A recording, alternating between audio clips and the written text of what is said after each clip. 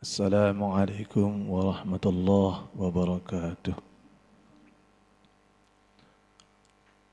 Alhamdulillah nahmaduhu wa nastaghfiruh wa na'udzu billahi min sururi anfusina wa min sayyiati a'malina. Man yahdihillahu fala mudilla lahu wa man yudlil fala hadiya lahu. Asyhadu an la ilaha illallah wa asyhadu anna Muhammadan rasulullah. Allahumma shalli ala sayyidina Muhammadil fatih lima ughliqa wal khatim lima sabaq nasrul haqq wal hadi ila siratal mustaqim wa ala alihi haqqa qadrihi miqdari azim amma ba'd. Alhamdulillah yang saya hormati Bapak-bapak, ibu-ibu, hadirin salat duhur yang dijaga oleh Allah Subhanahu wa taala. Alhamdulillah kita kembali pada kajian ba'da duhur di Masjid Al-Maghfirah RSUD Tuban. Bismillah, pada kesempatan ini kami diamanai untuk membawa satu tema halal bihalal gitu ya. Bismillahirrahmanirrahim. Bismillahirrahmanirrahim. Kita mulai dari halal bihalal ini adalah terkait dengan siapa sih yang harusnya berhalal bihalal itu begitu ya. Karena Bismillahirrahmanirrahim, ketika ada halal bihalal mestinya harus diawali dengan puasa dulu. Jadi orang yang berbuka, sebenarnya halal bihalal itu ya buko dari poso dia. Orang yang berbuka adalah bagi orang yang berpuasa. Kalau tidak puasa kan tidak mungkin berbuka gitu ya. Nah, di sini perlu untuk kita ketahui adanya halal bihalal, atau mungkin kalau istilah yang sekarang banyak dimunculkan ada istihlal begitu ya, atau halal bihalal, itu mesti adalah bagian daripada mengakhiri Ramadan gitu ya, mengakhiri Ramadan. Bismillah. Untuk itu kita akan sampaikan sedikit terkait dengan bagaimana apa saja yang mestinya ada rangkaian apa di dalam halal bihalal itu ya. Yang pertama adalah Bismillah, itu adalah mengakhiri Ramadan atau dengan halal bihalal itu dengan yang sangat penting dalam fikih kita, yaitu namanya bayar zakat fitrah. Ini penting ya. Zakat fitrah ini penting. Ini bagian daripada cara kita mengakhiri Ramadan atau masuk ke dalam Idul Fitri. Kenapa ini zakat fitrah ini penting? Karena difardukan. Farada Rasulullah sallallahu alaihi wasallam. Rasulullah sallallahu alaihi wasallam telah memfardukan az-zakatul fitri. Rasulullah SAW telah memfardukan apa? Zakat fitrah. Tuhratun lisyam. Jadi untuk membersihkan orang-orang yang puasa. Ini penting. Jadi zakat fitrah itu dilakukan adalah untuk membersihkan orang-orang yang berpuasa. Jadi ini khusus untuk yang berpuasa. Dari apa? Minal lagwi. Minal lagwi. Dari apa? Lago. Hal-hal yang lagwi itu sesuatu yang sia-sia. Alhamdulillah, ketika kita puasa itu kan walaupun puasa kadang-kadang kita masih banyak melakukan sia-sia. Contoh misalkan dalam kondisi mestinya bisa melakukan kebaikan, mungkin sih ya kita asik dengan browsing kita, HP kita dan sebagainya. Mungkin bisa jadi itu tidak manfaat, kan begitu. Itu bagian daripada lago. Maka hal-hal macam begitu bisa. Berarti itu hal-hal yang kurang pas di dalam puasa. Mestinya dalam puasa itu rangkaiannya 24 jam ini manfaat. Ya, semuanya manfaat. Kalau ada yang tidak manfaat, maka itu sesuatu yang kurang. Nah, kurangnya ini bisa ditambal dengan apa? Zakat fitrah tadi. Minal lagwo. Warrofas. Rofas itu sesuatu yang salah ya. Jadi sesuatu dosa kecil gitu ya, dosa-dosa kecil. Ya mungkin kita melakukan kadang-kadang puasa sik ngerasani tonggo nih. Puasa sik kadang hatinya kurang pas dan sebagainya. Itu ya. Wotokmah dan makanan. Bagi siapa? Lil masakin. Ya. Jadi ini bagi, dan zakat fitrah itu adalah untuk makanan bagi orang-orang miskin. Ini penting. Jadi yang pertama kita lakukan adalah zakat fitrah. Banyaknya berapa? Kadarnya adalah satu sok, itu yang jelas satu sok dari hadis ya. Satu sok itu berapa? Kalau dikeruskan ke kita kilogram ya sekitar 2,2 misalnya itu sebenarnya. Cuman kemudian kita dibulatkan menjadi 2,5 biasanya begitu ya.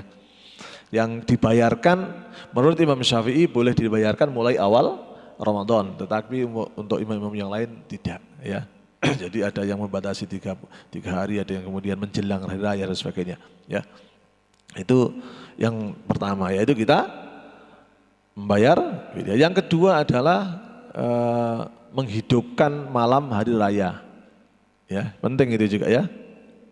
Menghidupkan qiyamul lail ya, qiyamul raya. Man ahya lailati. Ya, depan saya Pak, yang menghidupkan bulan malam al-Id, malam Idul Fitri, lam yamut qalbuhu, tidak akan mati hatinya. Yauma tamutul qulub, pada hari-hari yang orang lain bisa jadi hatinya itu mati.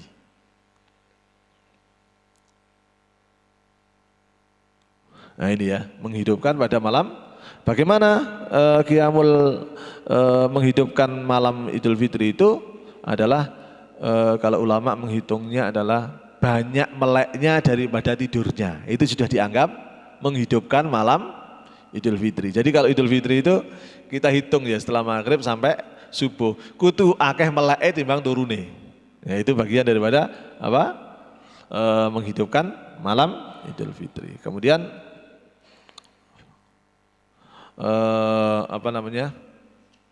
ini catatan saya ini, hidupkan malam Idul, kemudian sholat Id, sudah jelas ya sholat Id itu ya. Itu bagian daripada halal bihalal itu sholat Id itu. Sholat Id itu seperti biasa, kalau nanti mungkin kita jelaskan lebih detail mungkin agak panjang ya, cuman paling tidak ya kita berusaha untuk setelah hari raya sholat Id, mandi dulu dan sebagainya ya, kemudian berangkat ke masjid dengan jalan kaki, biasanya mencari jalan yang berbeda antara berangkat sama belakangnya, pakai wangi-wangian macam-macam gitu ya. Itu adalah bagian daripada hal bihalal. Kemudian yang selanjutnya adalah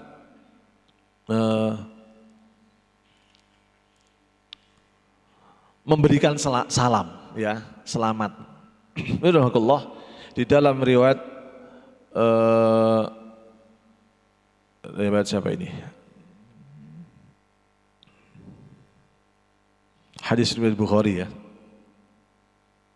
Itu disebutkan bahwa ketika seseorang itu selesai Ramadan, para sahabat khususnya ya, itu selesai Ramadan, maka para sahabat itu berhalal bihalal ya. Dengan apa? Dengan memberikan satu ucapan taqabbalallahu minna wa minkum.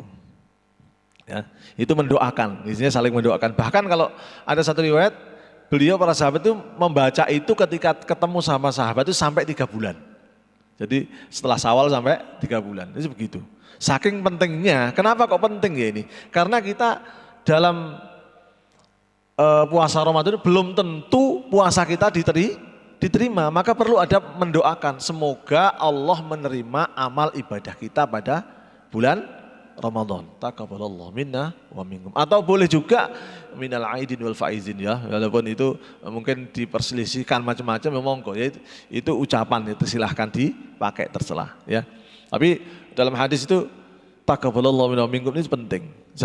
Ini perlu saya garis bawahi. Kenapa saya sampaikan, saya garis bawahi? Karena doa ini adalah menggambarkan bahwa kita ketika saum kemarin, kita puasa kemarin, belum tentu puasa kita diterima. Jangan sampai kemudian kita, biasanya kan ngapunten, selesai puasa, kemudian Idul Fitri selamat hari raya ya, kita sudah masuk ke fitrah kita sudah suci, kan begitu. Nah ini bahaya ini ya, ngapunten. Kenapa? Apa yo ngerti kita itu betul-betul suci? Ngapunten. Enggak, ya kan? Apakah ada jaminan puasa kita diterima? Enggak. Padahal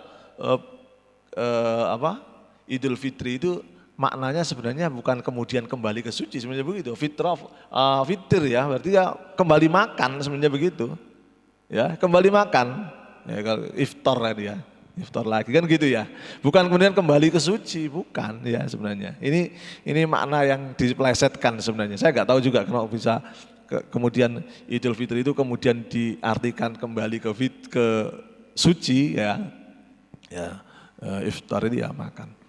Jadi kembali makan itu aja, dari yang dulunya puasa kembali makan. Kenapa ini penting ya saya sampaikan? Agar hati kita itu tidak merasa, wah aku lebih suci. Gitu ya. Itu penting, itu penyakit hati loh Pak. Penyakit hati itu. Kita merasa bahwa kita suci, kita sudah bagus, kita sudah hebat, itu penyakit hati, harus segera dibersihkan.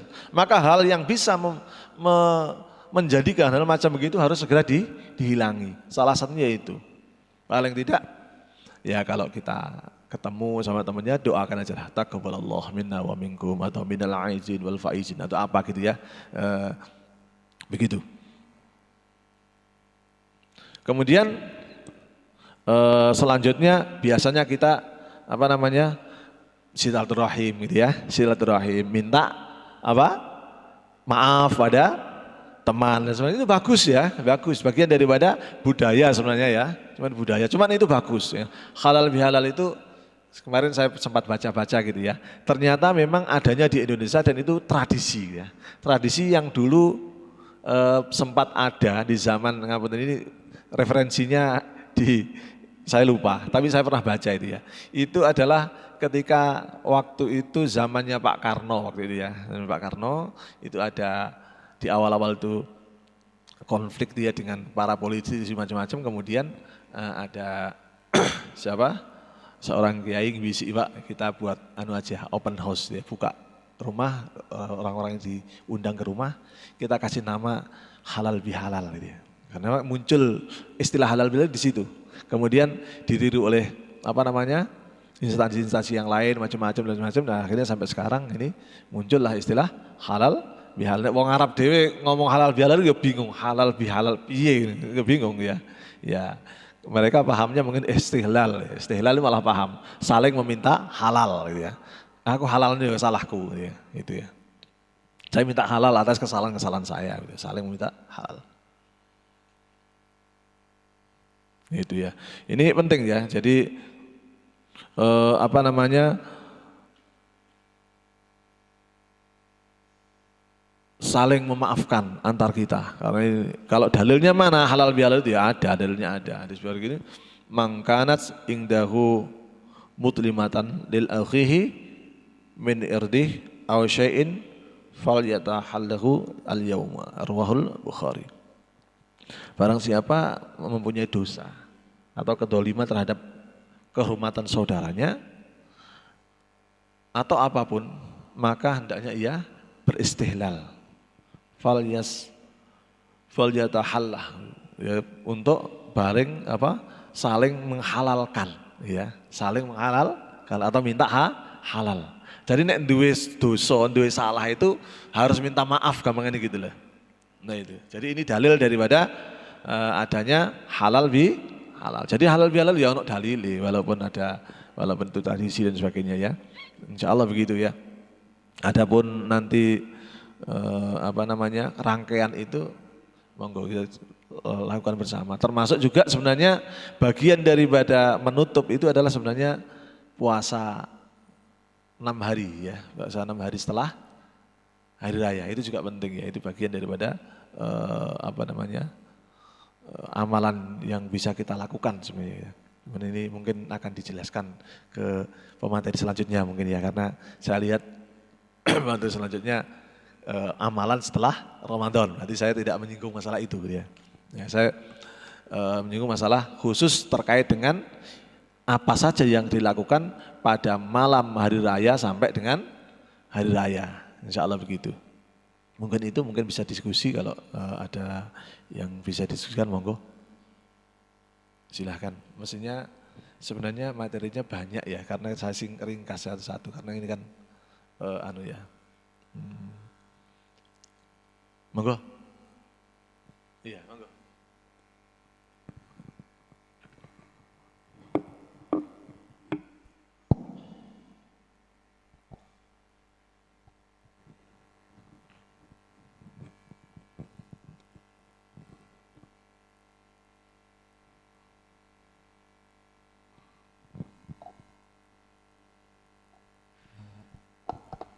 Assalamualaikum warahmatullahi wabarakatuh.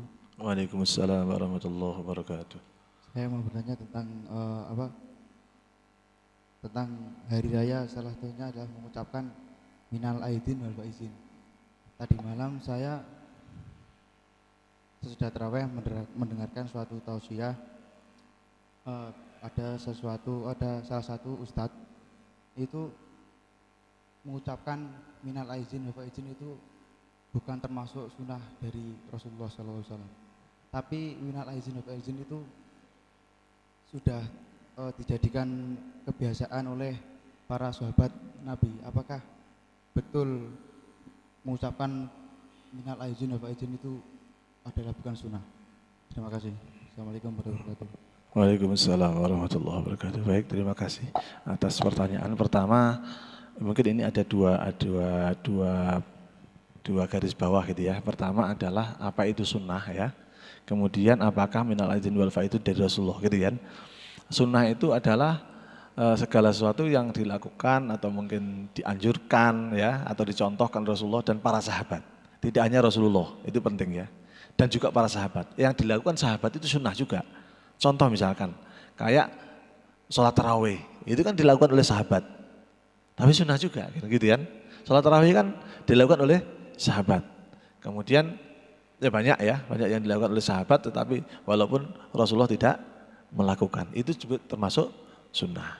Maka yang dari sahabat itu juga termasuk sunnah. Yang pertama. Yang kedua, terkait ucapan itu memang ngapunten kalau saya sendiri belum menemukan ya. Minal aidin wal faizin kalau dari sisi hadis itu belum menemukan. Saya dari kalau itu dari mana saya belum tahu. Tetapi hasil itu sesuatu yang baik. Saya pikir tidak masalah gitu ya. Tidak masalah. Tidak masalah kalau itu bisa menjelaskan, kalau mungkin pemateri tadi sudah bisa menjelaskan bahwa itu dari sahabat berarti ya sunnah. Kalau memang itu dari sahabat kan begitu ya.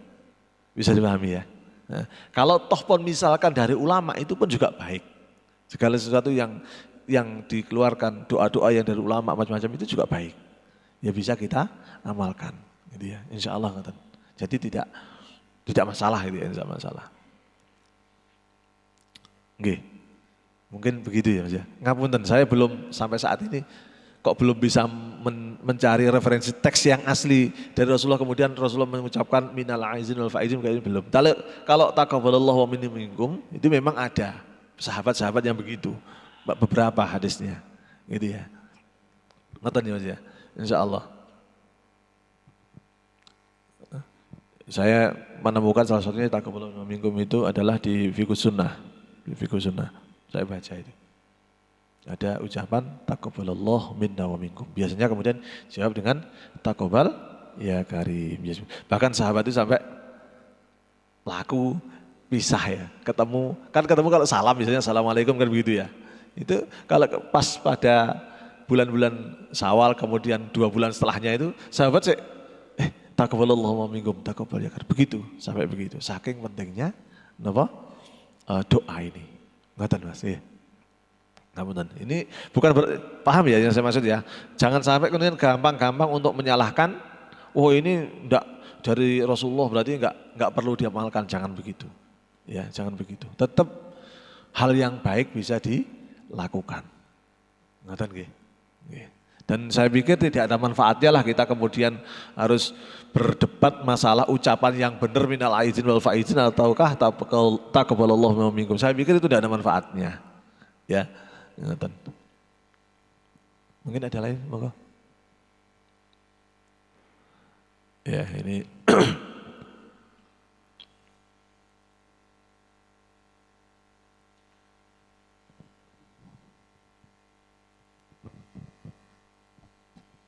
terima menambah yang masnya tadi yang tanya tadi. Ini mungkin yang dari tahun-tahun yang lalu Ustaz. Ucapan minal aidin apa lahir batin itu diucapkan lewat HP, WhatsApp dan sebagainya Ustaz. Tanpa jabat tangan. Ini apa masih memenuhi sunnahnya? Nggih, matur sunnah. Nggih, terima kasih. Intinya memang sebenarnya doa itu kan ya minta pada Allah ya, minta pada Allah. Artinya ada pun tahniah ya, tahniah atau memberikan selamat itu ya bagaimana caranya biar selamat kita nyampe kan gitu ya. Kadang-kadang sahabat itu juga kirim salam kepada siapa, saya ketika pengen ketemu Rasulullah, saya salam untuk Rasul, kan begitu, ada yang begitu ya. Artinya nggak bisa ketemu, nggak bisa, nggak apa-apa. Itu sudah nyampe kan gitu. Berarti kalau ini sekarang medianya adalah media WA, misalkan nggak bisa ketemu ya mungkin afdolnya tetap ketemu ya, karena muajah saling ketemu itu baik gitu. Cuma nek gak iso misalkan, saya pikir WA, SMS tidak masalah. Itu alhamdulillah tetap bisa nyambung ya, insya Allah, daripada ndak ada, insya Allah. Atau mungkin karena darurat zaman dulu yang tahun-tahun lalu kita nggak boleh ketemu sama orang ya kan. Terus bagaimana ya, lewat ucapan, insya Allah lewat WA, lewat SMS, lewat apalagi ya, macam-macam ya Pak ya alatnya, insya Allah. Atau bisa jadi lewat teman ya, teman yang mau ke sana ketemu, saya mintakan halal salah saya, atau mungkin ucapan selamat saya untuk si anu, dan bisa saja. Ngoten insyaallah. Monggo yang lain.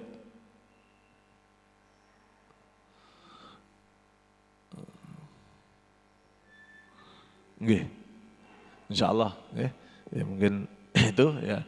Ada satu yang mungkin yang lupa saya, mungkin sebenarnya ini sudah paham ya teman-teman. Jadi tadi yang terkait dengan sholat itu kan tidak saya bahas terlalu detail ya, karena saya pikir tiap tahun juga bahasanya itu ya. Insya Allah ini yang saya sampaikan juga setiap tahun, jadi kan juga ngajinya ini sebenarnya kan gitu ya. Jadi paling tidak, tetapi sebelum berangkat itu disunahkan untuk makan, itu jangan lupa ya, karena ini namanya iftar ya, namanya Idul Fitri ya gitu. Makan wong ya kan, wong hari raya makan gitu ya. Insyaallah itu yang saya sampaikan. Assalamualaikum warahmatullahi wabarakatuh. Kita doa bersama-sama ya. Allahumma shalli ala Muhammad, alhamdulillah rabbil alamin, hamdan syakirin, hamdan na'imin, hamdan majidah. Ya Rabbana lakal hamdu kama yanbaghi li jalalika al-karim wa 'azim ismik. Rabbana zalamna anfusana wa lam taghfir lana wa tarhamna. Rabbana hab lana min azwajina wa dhurriyyatina qurrata a'yun waj'alna. Allahumma taqabbal siyamana wa qiyamana wa ruk'ana wa tashhina wa tarqana. اللهم يسر لنا امورنا يا الله، اللهم يسر لنا امورنا. ربنا زد لنا علما ووسع لنا في رزقنا وبارك لنا فيما رزقتنا واجعلنا محبوبين في كل بيتك وأحسن في جنهم واجعلنا وجيها في الدنيا والآخرة ومن المقربين يا كثير النوال يحسن في على قائما بالزوال يا مبدئ من الزل فلك الحمد ولك منه ولك الشرف على كل حال. اللهم اقسم لنا من خشيتك ما تخلو به بين معاصيك ومن طاعتك ما تبلغنا به جنتك ومن اليقين ما تهون به علينا مصيبة الدنيا وماتنا بأسمائنا وأبصارنا وقوتنا وأحيائنا واجعله الوارث منا. اللهم أتمم لنا نورنا واغفر لنا إنك على كل شيء قدير. اللهم تقبل جميعا. اللهم بارك لنا في شهر رمضان. اللهم بارك لنا في شهر رمضان. ربنا آتنا في الدنيا حسنة صلى الله عليه وسلم محمد والحمد لله رب العالمين. ربنا تقبل منا وقبلنا بسر الفاتحة.